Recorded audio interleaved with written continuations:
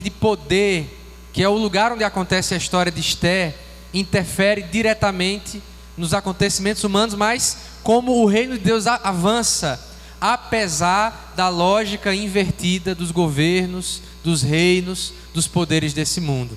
Então, sem mais demora, abra comigo no capítulo 1. Hoje vamos encerrar ele.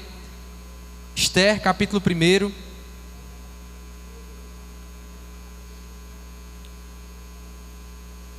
Nós vamos ler a partir do versículo 10. Esther 1, a partir do versículo 10. No nome do Senhor Jesus. Esther, capítulo 1, versículo 10 em diante. Quem achou, dá um glória a Deus aí. Amém. Se por acaso estiver com alguém que está sem o texto bíblico, você pode compartilhar também com essa pessoa.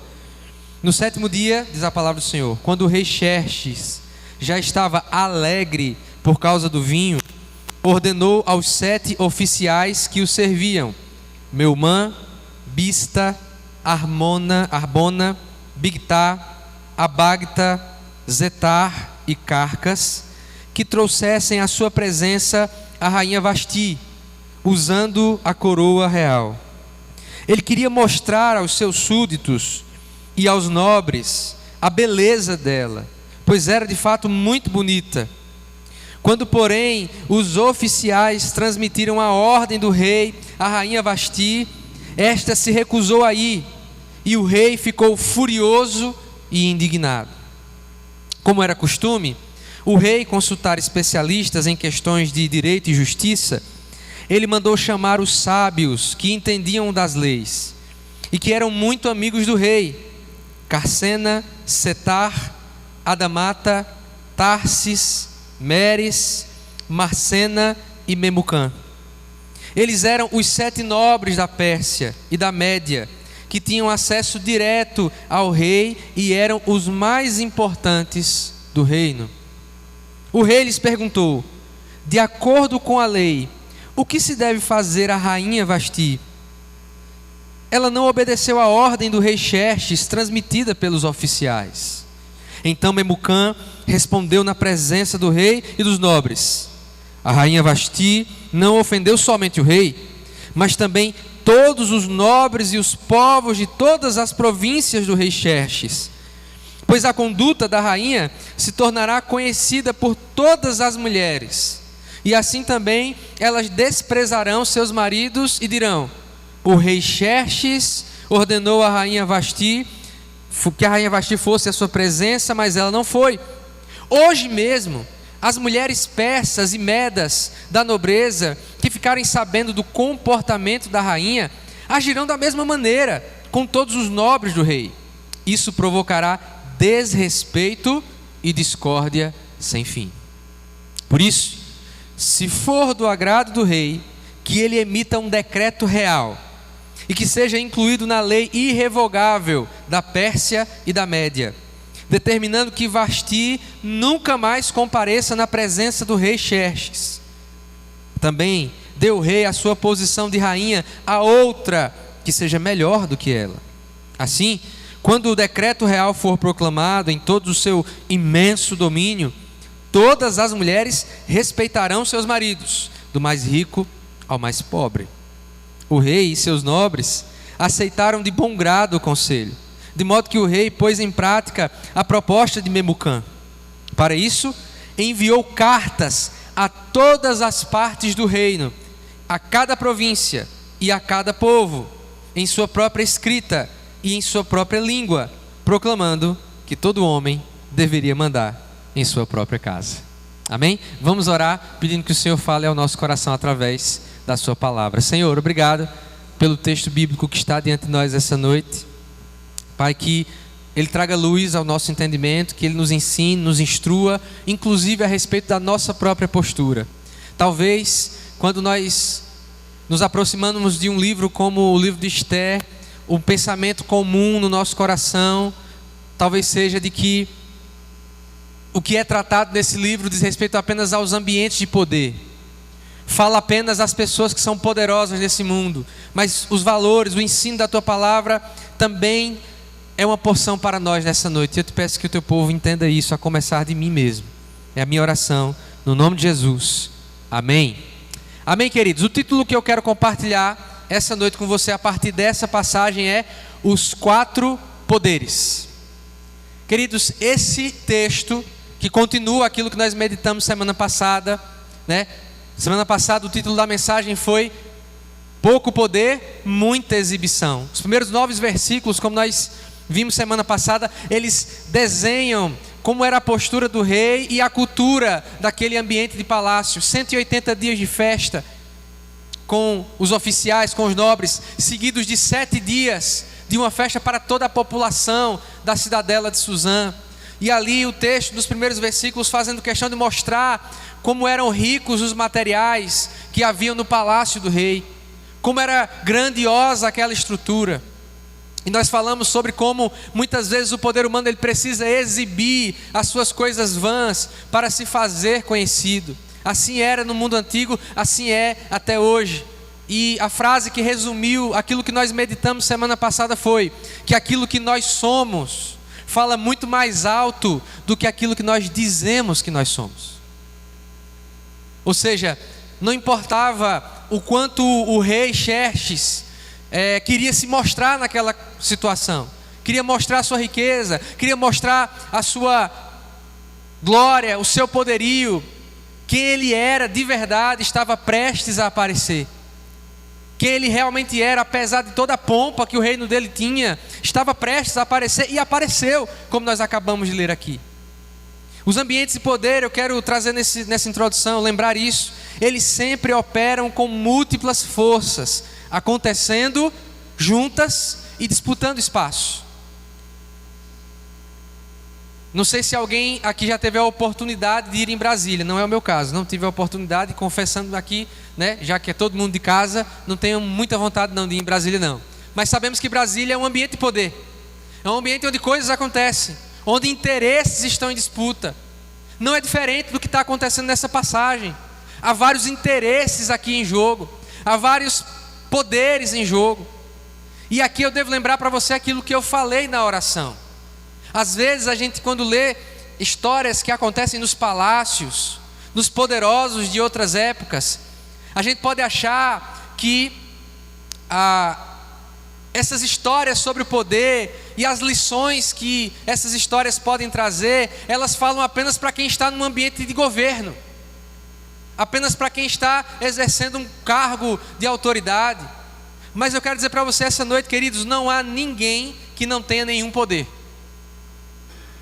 Todos nós, na nossa vida diária, nas funções que exercemos, nos relacionamentos que nós temos, nós exercemos algum tipo de poder. Esse poder não é ilimitado, esse poder não é irrestrito, a gente não pode fazer aquilo que a gente quer, mas é fato, todos nós podemos fazer algumas coisas. Digo isso no sentido da vida humana.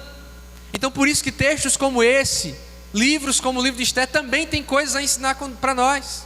Porque nós também, de alguma forma, nos envolvemos com o poder, ao fazer, ao falar, ao interagir, ao comprar, ao vender, ao conversar, nós estamos exercendo algum tipo de poder. Não é diferente então aquilo que existia na realidade de Esther, nós vivemos também nos nossos dias nas esferas de poder, das maiores decisões que são tomadas até as decisões aparentemente menos importantes. O poder está sempre equilibrando forças e interesses que estão em disputa. Então, quando eu olho, ou então quando olhamos, obrigado meu irmão, quando olhamos para esse texto, nós podemos identificar 4 poderes atuando. E temos coisas a aprender quando olhamos para esses 4 poderes atuando. Vamos começar a pensar então sobre eles. O primeiro poder que está representado aqui por Vasti é o poder do não.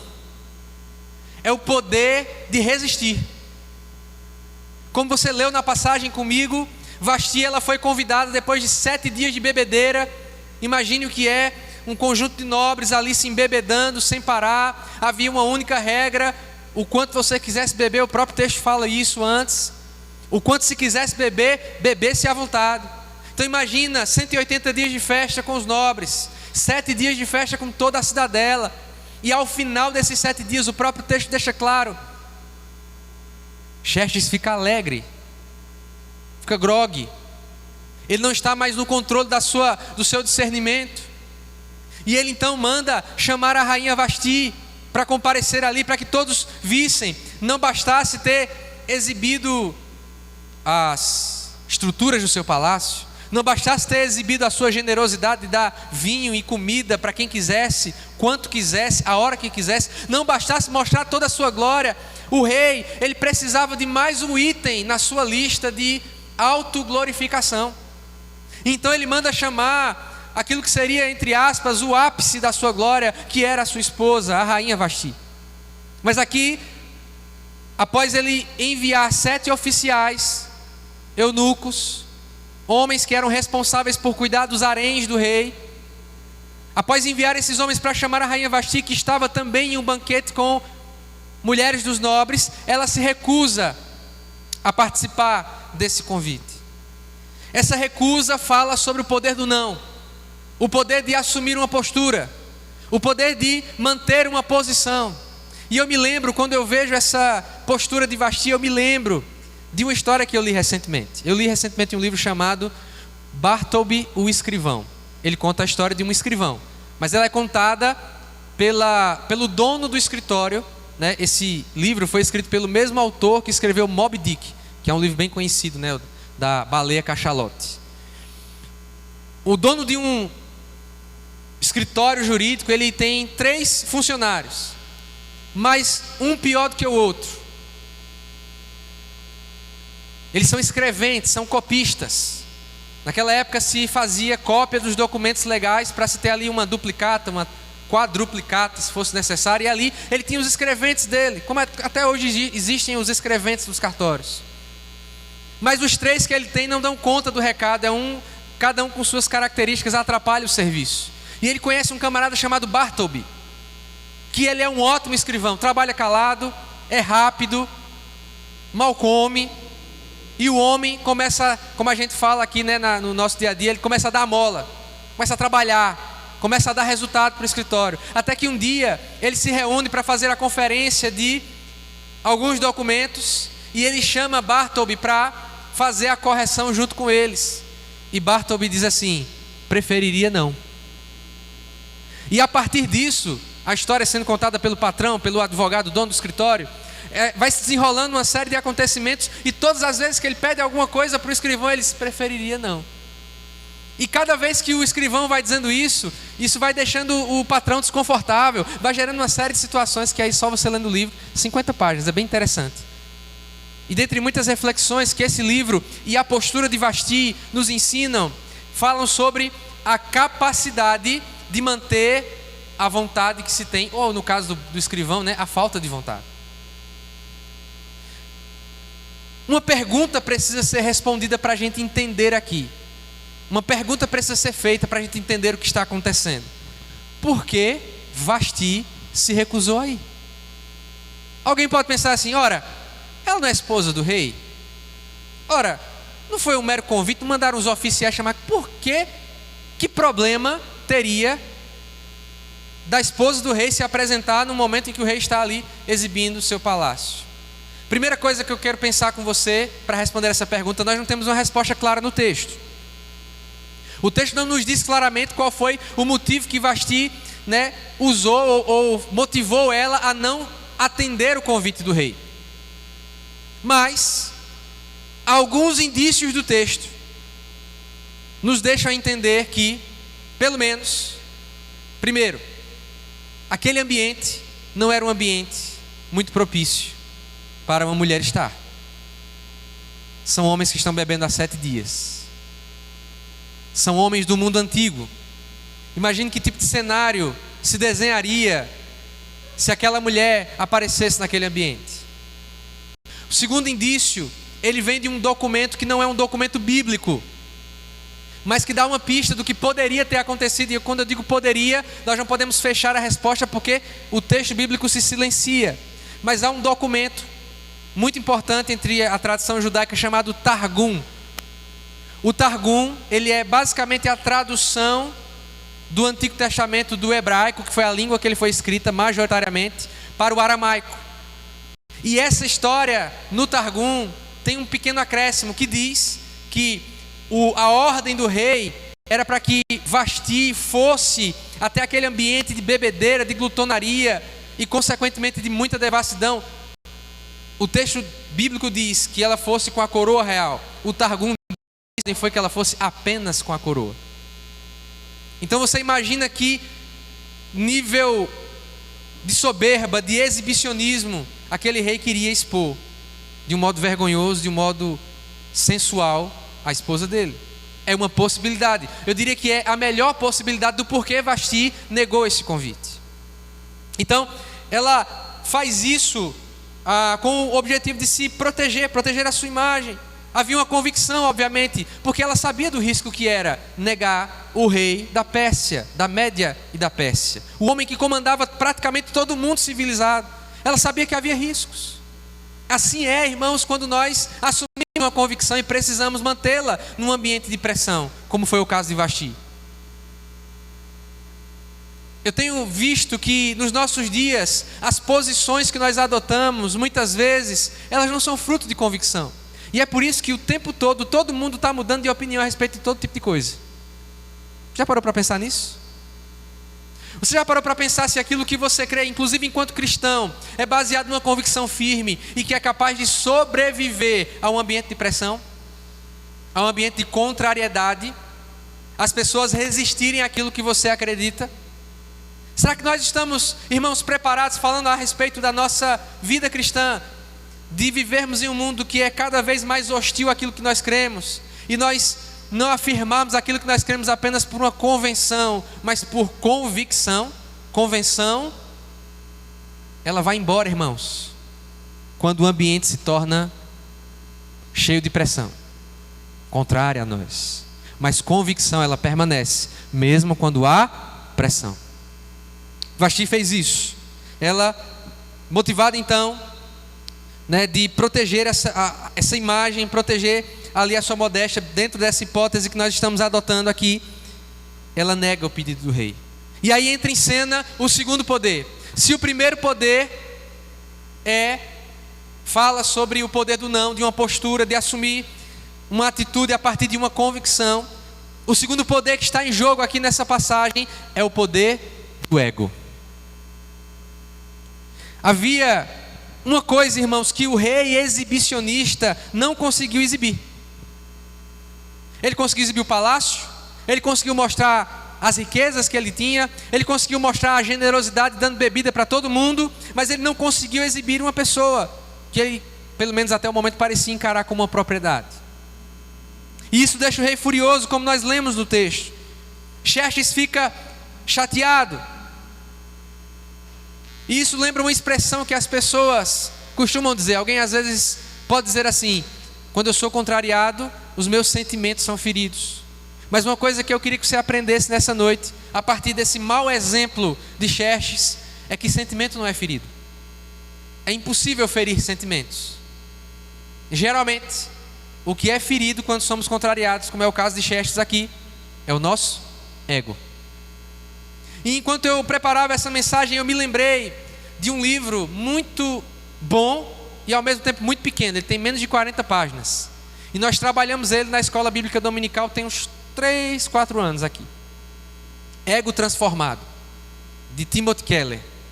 A gente tem esse livro aqui na biblioteca. É uma leitura que vale muito a pena e que ajuda a explicar a postura desse homem contrariado, desse homem poderoso, mas que o poder dele barrou ou foi barrado pela convicção de uma mulher que assumiu os riscos, assumiu as consequências do que poderia acontecer. A convicção dessa mulher barrou a atitude daquele rei, e esse ego então sofre, esse ego fica ferido. E o livro de Timothy Keller, Ego Transformado, ele fala que o ego do ser humano, no seu estado natural, que é o caso aqui de Xerxes, um homem que não teme a Deus, o ego no seu estado natural, ele tem 4 características. Você pode decorar, se você é bom, se você quiser você pode anotar. Primeira característica de um ego humano, do ego humano no seu estado natural, é que ele é vazio. Ele não se sustenta em nada. É oco. Podemos dizer então que Xerxes é um homem oco. Tudo aquilo que ele estava exibindo era vão, era vazio, não contribuía para nada, não transformava nada, não mudava nada. Na hora em que precisou enfrentar uma outra vontade, aquele poder mostrou o quanto o ego era vazio e se preocupava com coisas vazias. A segunda característica que Timothy Keller atribui ao ego é que o ego humano, no seu estado natural, é dolorido. Veja que reação dolorida de alguém, né? A gente costuma dizer assim, se doeu, né? Quando a gente fala e aquela fala, aquela palavra atinge o ego de alguém e a pessoa se manifesta, se irrita, porque o ego foi atingido. E o ego, ele é dolorido. Você não precisa, para deixar o ego frustrado e chateado e revoltado, você não precisa de uma pancada forte, basta cutucar um pouquinho, porque o ego, ele já é dolorido. Ele já está na defensiva. Ele já fica ali esperando que qualquer coisinha mude ali o ambiente para que ele reaja e exploda.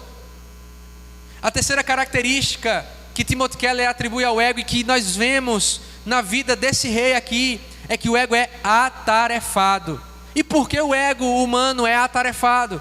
Porque ele é vazio. E o que é vazio precisa mostrar alguma coisa. E foi justamente o que esse homem fez desde o começo do texto. Nós podemos saber que alguém, irmãos, precisa de um tratamento no seu ego, um tratamento espiritual, um tratamento da parte de Deus, quando tudo que é feito parece que é para alguém ver, né? Lembra daquele meme? Não sei se você viu aquele meme que o irmãozinho da mídia vai passando. Estou dizendo que o irmãozinho estava querendo se exibir, não, mas eu me lembro disso. O irmãozinho da mídia está passando, aí tem o senhorzinho lá com a Bíblia e faz: só o Senhor é Deus. Lembra na hora que o celular está filmando?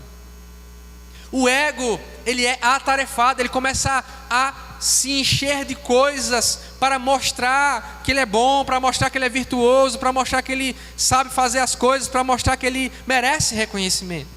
Mas a quarta característica do ego, no estado natural do ser humano, é que ele é frágil.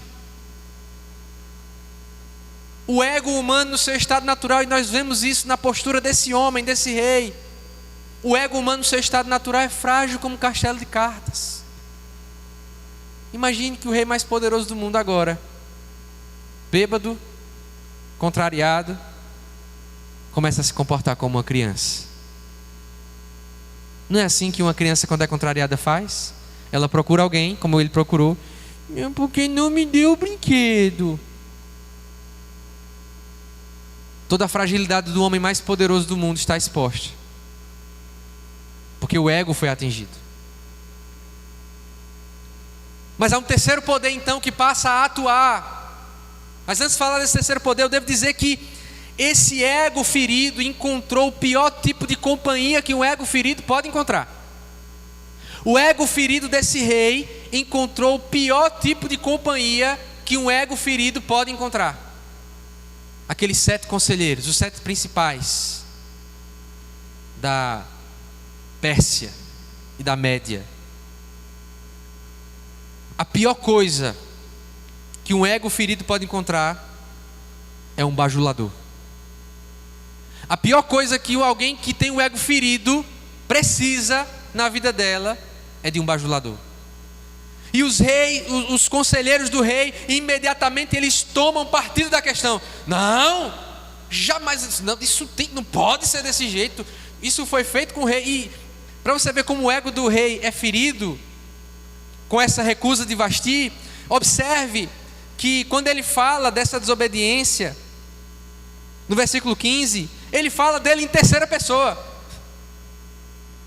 O rei lhes perguntou: de acordo com a lei, o que se deve fazer à rainha Vasti? Ela não obedeceu à ordem do rei Xerxes. Ele fala como se fosse outra pessoa. Ele se despersonalizou de tão ferido que ele estava. E aí ele encontra ali um grupo de bajuladores que: isso aí é inadmissível, e se isso não for tratado agora, rei, essa mulher tem que ser tirada do lugar. E começam ali os conselhos bajuladores. E a prova da bajulação não está apenas na intenção deles de tomar ocasião daquela frustração para promulgar aquela lei. Por detrás dessa bajulação Ou por detrás não, junto dessa bajulação está uma expressão que é típica dos bajuladores. Muitas vezes, né? Que não é que quem não é bajulador não usa uma expressão como essa. Mas olha o que eles falam para o rei no versículo 19. Depois de terem falado que era inadmissível, era impossível, não pode fazer uma coisa dessas. O que é que esses homens falam? Por isso, se for do agrado do rei. Já viu aquela pessoa que faz isso? Ela começa, manipula, fala, e depois assim, mas olha, é só se você quiser. É isso aqui. Fala.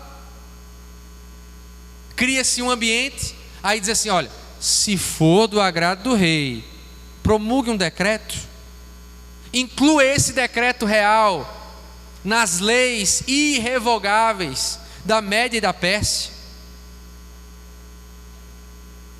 Poderosos, guiados pelo próprio ego, se preocupam apenas com uma coisa, e está provado nesse texto.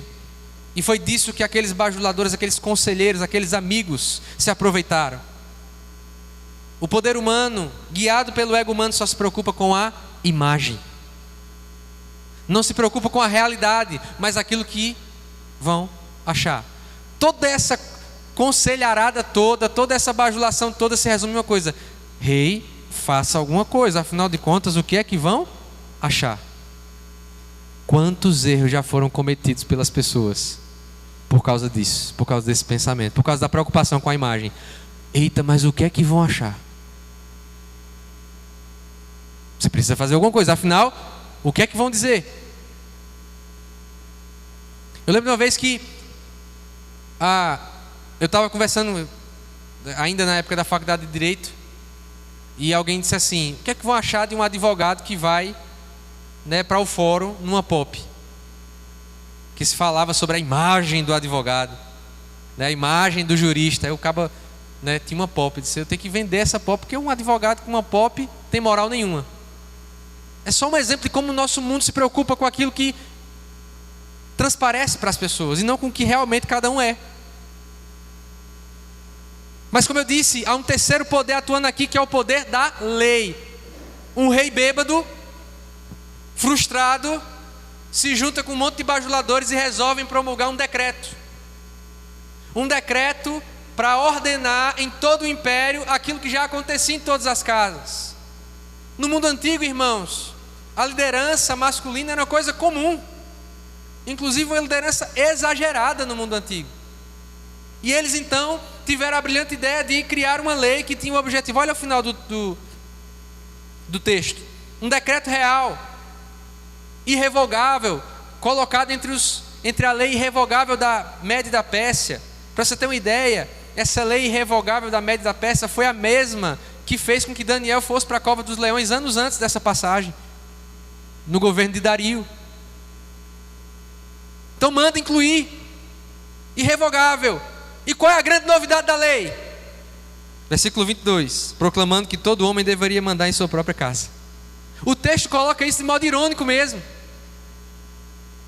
porque uma lei que é fruto de um ambiente completamente desregulado, completamente mimado, como é o ambiente de poder até hoje, irmãos. Esse terceiro poder, a lei, nos lembra que toda lei ela tem um objetivo sim de controlar um comportamento, de ditar uma forma de viver, mas cada lei que existe, ela é um espelho de quem governa. Você quer conhecer um país? Você quer conhecer uma nação? Você quer saber quais são os valores que norteiam aquele povo? Conheça as suas leis.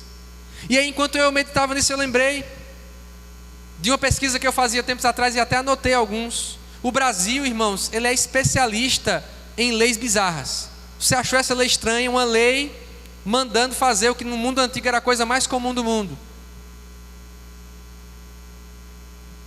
O Brasil também tem suas leis bizarras. Eu separei 3 aqui, quis mencionar 3. Em 1894, na cidade de Rio Claro, em São Paulo, foi proibido comer melancia por um tempo. Se eu vivesse nessa época, irmão, ia dar problema. Que eu, depois da Magali, eu sou o maior fã de melancia do mundo. Se eu vivesse em Rio Claro, no final no começo do período republicano ia ter protesto lá em Rio Claro. Uma lei proibindo de comer melancia. Outro exemplo, em Barra das Garças, Barra do Garças, em Minas Gerais, em 1995, eu tinha 1 aninho, foi promulgada uma lei criando um espaço para a aterrissagem de OVNIs. O que vocês acham? Os ETs precisam ter um lugar para estacionar, né? Outra lei. Isso aconteceu no Rio Grande do Sul também, final da década de 90. Uma lei proibindo colocar nome de seres humanos em animais. Então, né? Aquele dono de pet que colocava assim no nome da pet, Mel. Pode não. Só pode Totó. As leis, elas refletem, irmãos, o caráter do governante, o caráter daquele que governa o povo. As leis, elas são, na verdade, uma expressão do que é o próprio povo. Então, essa lei fala muito sobre quem é esse homem, sobre quem são esses conselheiros e sobre o que é, de um modo geral, o governo humano. Mas, queridos, ainda nesse ponto sobre as leis, essa promulgação do óbvio que acontece aqui, ela nos lembra que nós precisamos ter uma postura de reino diante das leis humanas. Escute isso, muitas vezes na história, a igreja ela precisou se posicionar diante de leis bizarras, desumanas e injustas. Não tem 60 anos, irmãos, não tem 60 anos, pessoas negras não podiam votar nos Estados Unidos. E Deus usou servos como Martin Luther King e outros cristãos que olhavam para a lei e viam a injustiça por detrás da lei para se posicionar e fazer a diferença. Queridos, não há ninguém no mundo com a consciência que eu e você temos, capaz de julgar o certo do errado, separar o justo do injusto. E infelizmente, irmãos, a igreja de um modo geral ela assumiu uma postura de passividade em muitos aspectos. Em você e em mim, irmãos, há a capacidade, a consciência dada por Deus de avaliar que algo não é justo, não é bom, não agrega, não contribui. Fica essa lição quando falamos desse terceiro poder. 3 poderes então: o poder do não, do posicionamento, o poder do ego, o poder de uma lei, ou da lei de um modo geral. Mas há um 4º poder que não é mencionado aqui no texto, mas que está acima de todos os poderes, que é o governo e a soberania de Deus, queridos.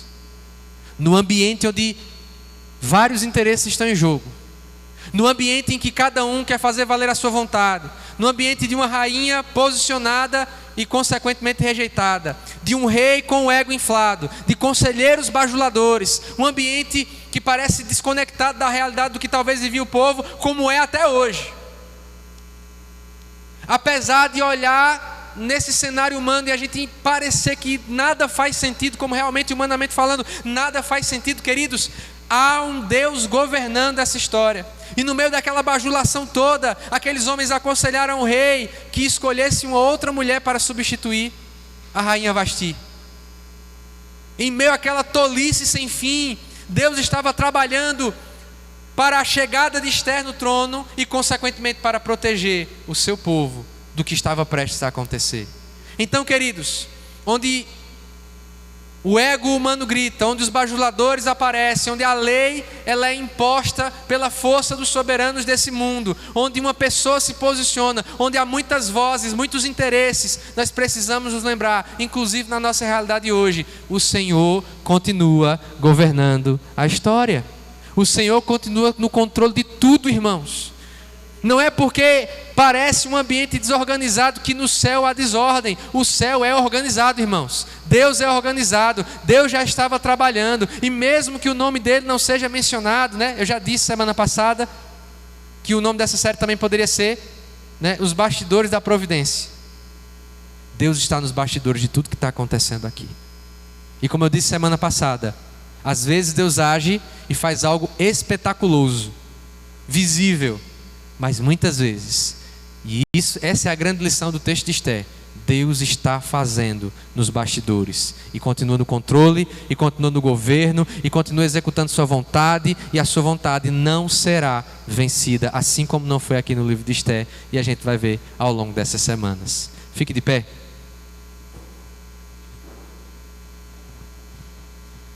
A partir dessa reflexão eu quero fazer 4 perguntas para você nessa noite. Quero perguntar 4 coisas para você e queria que você pensasse seriamente com o Senhor nessa noite. Primeira pergunta que eu quero fazer é: como anda a sua capacidade, irmão, irmã, de manter uma posição que você crê ser a correta? Nós olhamos para essa mulher agora, Vasti, que se recusa a estar num ambiente de exibicionismo, talvez, né, de ser tratada ali como uma espécie de objeto à mostra das pessoas, e ela mantém a sua posição independente do que vai custar. Será que nós, principalmente como representantes do reino, temos sido assim? Ou será que num ambiente de pressão, num ambiente de crítica, num ambiente que nós podemos perder alguma coisa pelo posicionamento que nós temos cedido? Qual tem sido o nível da tua convicção naquilo que você crê? Irmãos, quem move o mundo são pessoas de convicção. E quando as pessoas de convicção não existem, as que não têm convicção nenhuma levam o mundo de mal a pior. Eu não tenho dúvida de que nós estamos como estamos, porque nós somos do princípio ao fim liderados por homens e pessoas sem convicção, sem clareza do que fazem, por que fazem, como fazem e que finalidade querem alcançar com o que estão fazendo. Mas esse não seja o teu caso nem o meu caso, em nome do Senhor Jesus. Nós temos convicção, nós temos clareza, nós temos certeza. Você, irmão, irmã, você tem que saber aonde você quer chegar em cada área da sua vida. Planejar, ter clareza, convicção, para que a gente não fique, irmãos, bambeando com a ocasião. A sua vida, ela não é pautada pela ocasião, ela é pautada pela convicção. Amém? Segunda coisa que eu quero perguntar para você nessa noite, irmão: será que nós não temos sido vítimas do nosso próprio ego? Nós aprendemos aqui: o ego é vazio, o ego é dolorido, o ego é atarefado, e o ego, ele também, esqueci a outra característica, deixa eu virar aqui, é frágil, vazio, dolorido, atarefado e frágil. Será que não tem sido assim? Quando lidamos com a frustração, como você reage quando é contrariado? Qual é a tua postura quando aquilo que você quer não acontece? Isso revela muito sobre em que lugar está o nosso ego. Se nós temos um ego transformado, a indicação do livro novo, ou se o nosso ego ainda é conforme a natureza humana. Terceira pergunta que eu faço para você hoje: você já atingiu esse lugar em que você é capaz de julgar se uma determinada atitude que vem das esferas de poder, uma lei, uma atitude de governo, algo que é promulgado e que tem impacto na sociedade, você tem capacidade, a partir da Escritura, de avaliar isso, se é justo, se é bom, se é correto? Está chegando uma época, irmãos, no final do ano, que nós precisaremos de muito discernimento. Nós acabamos de ver aqui uma lei bizarra sendo promulgada por conta do capricho de uma pessoa. Será que nós temos capacidade, irmãos, de julgar aquilo que acontece nas esferas de poder? Ou temos sido levados pelas opiniões daqui e dali? Você precisa desenvolver a capacidade de julgar biblicamente aquilo que acontece a nível de governo, de nação, de estado, de cidade, e não falar porque alguém falou, não falar porque viu, mas falar porque você tem convicção. Voltando aqui para a convicção. E a quarta pergunta, e é a mais importante, porque envolve o quarto poder que nós mencionamos aqui, mas que é o principal de todos, é o mais importante: você tem confiado no governo de Deus? O nome dessa série é, e repetindo aqui, o rei, a rainha e o reino. Você tem confiado no poder de Deus, irmão? No governo do Senhor? Ou você tem esperado que Deus faça algo que seja sempre espetacular, visível, para você dizer assim: ah, agora Deus agiu? Não, irmãos. Tem coisas que Deus fará nas nossas vidas que só vai ser visível quando estiver completo. E até lá, Deus estará trabalhando nos bastidores. E a gente precisa aprender a confiar no Deus que trabalha nos bastidores. Diga assim para quem está ao seu lado: aprenda, bem forte, aprenda a confiar no Deus que trabalha nos bastidores. Nem sempre você vê, mas não significa que Deus não está fazendo nada. Ele tem o governo de toda a história nas suas mãos. E a prova disso é o momento que nós vamos viver agora, a Santa Ceia do Senhor. A Ceia do Senhor, queridos, é o momento que nós lembramos do sacrifício de Cristo. E a palavra do Senhor já diz que Ele é o Cordeiro morto antes da fundação do mundo.